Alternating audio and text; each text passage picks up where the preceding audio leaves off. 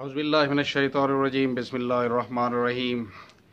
سورۃ الانعام مکیہ، رد شرک اور توحید باری تعالیٰ پر دلائل عقلیہ۔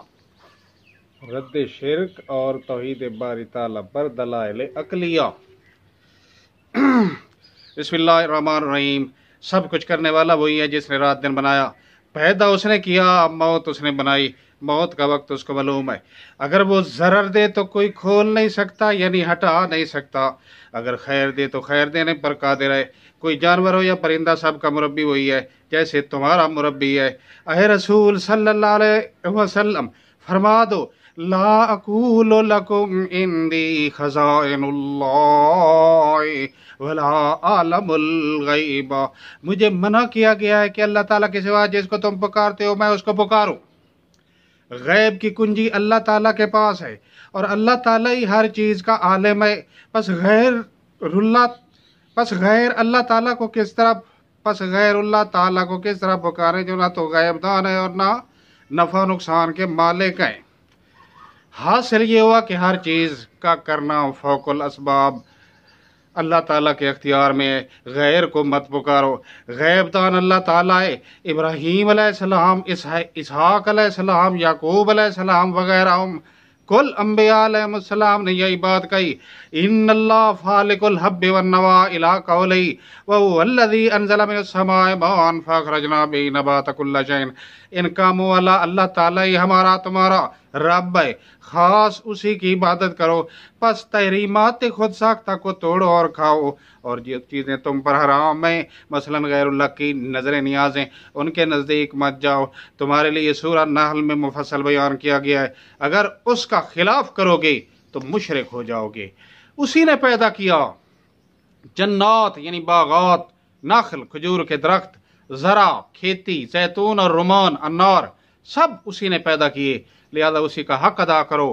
ولا تسرفوا اے لا تشرکوا، یعنی غیر اللہ کی نیازیں مت دینا۔ قالہ مقاتل ان ابن عباس رضی اللہ عنہما قضا فی الخازن۔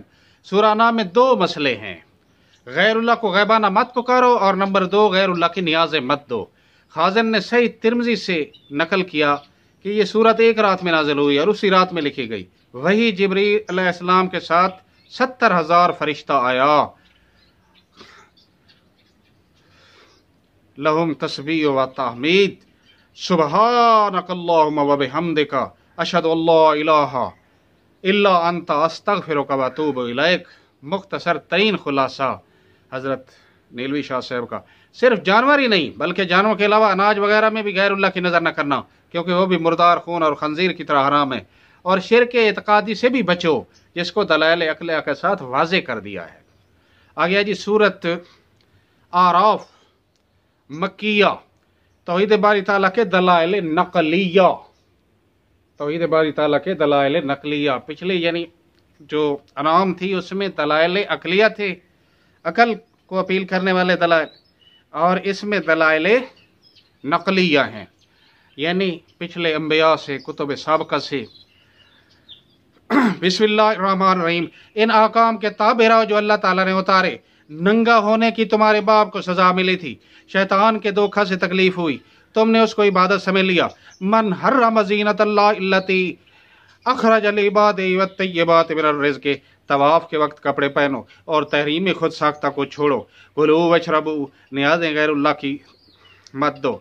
ولا تسرفوا ان اللہ لا يحب المسرفین، تمہارے رب نے ہر چیز پیدا کی، تخت بادشاہی پر آپ ہے، پیدا کرنے والا وہ ہے، حکم اسی کے ہاتھ میں ہے، خاص اللہ کو پکارو بڑی عاجزی کے ساتھ اور خفیہ خفیہ۔ ان اللہ لا يحب المعتدین اے الکافرین۔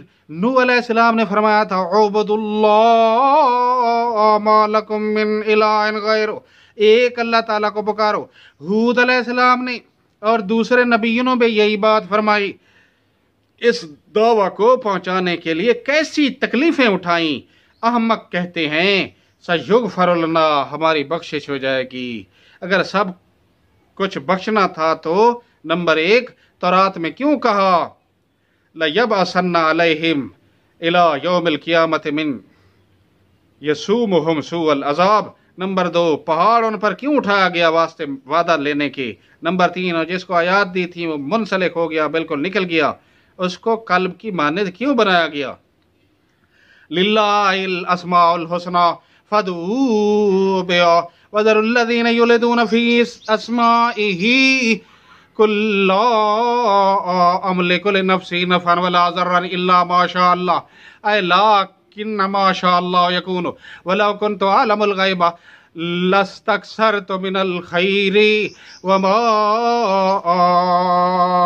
مسني السوء لستکثرت من الخیر۔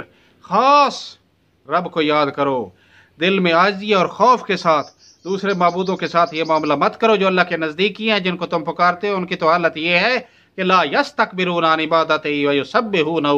تمت بالخیر۔ سبحانک اللہم وبحمدک اشہد ان لا الہ الا انت استغفرک واتوب الیک۔ مختصر ترین خلاصہ نیلوی شاہ صاحب کا، اے میرے پیارے نبی صلی اللہ علیہ وسلم، یہ مسئلہ مردانہ وار بیان کرو۔ مخالفین کی طرف سے تکالیف آئیں گی، مگر تکالیف برداشت کرنا اور مسئلہ توحید کی تبلیغ نہ چھوڑنا، اور شرک اعتقادی و فعلی پر نقلی دلائل بالتفصیل سنا دو۔ آخر دعوانا الحمدللہ رب العالمین۔